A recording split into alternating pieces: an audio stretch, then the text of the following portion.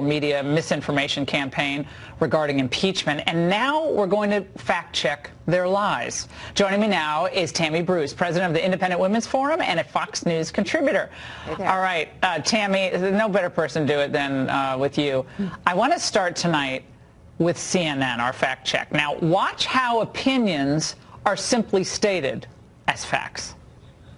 I'm a former investigative reporter. I still take those skills with me to the Hill every single day. In the president's own words, asking a foreign entity to do a favor for him in exchange for delivering defense, that was a line that just went way too far. I'm holding the transcript or the notes or the reconstructed transcript of the call in my hand, and you can see right here, President Trump asked the leader of Ukraine to dig up dirt on Joe Biden and his son.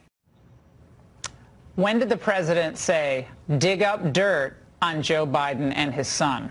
When did he say that, Tim? Didn't say it. Well, Schiff said that, didn't he, to some degree, right? And reading it into the Senate record. And that's what they've tried to do, because the transcript wasn't at all what they thought it would be. And it's because they didn't expect him to release the transcript. This was their playbook from the start. He was not going to release the transcript, and they would create it. It's fan fiction, Laura. It's fan fiction, and they can't stop themselves because they can't adapt to reality. So you hear that it's horrible enough that Schiff did that and read that into the record of the House. And now it's being repeated. Well, that's it. Yeah, let's go on to this next one though, because this dovetails into what you just said. Nancy Pelosi was on ABC News today, lying then about Adam Schiff's version, fake version, false version, that's right, of Trump's phone call.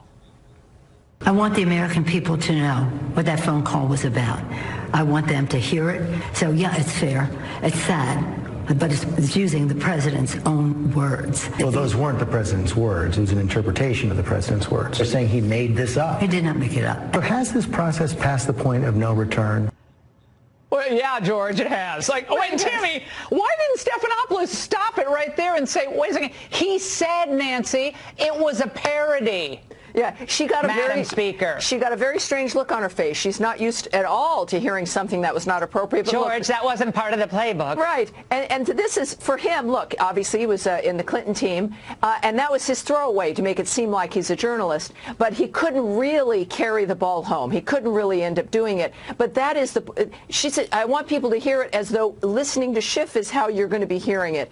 And that's where it gets to be like, oh, she was challenged. No, she wasn't. When it came right down to it, she effectively lied about the nation, saying, oh, those were his words. No, they weren't. But they need that narrative, Tammy, to sell impeachment, to try to get the polls more supportive of impeachment. That's why they have to keep repeating it over and over and over again. That is correct. All right, finally, we've got Huffington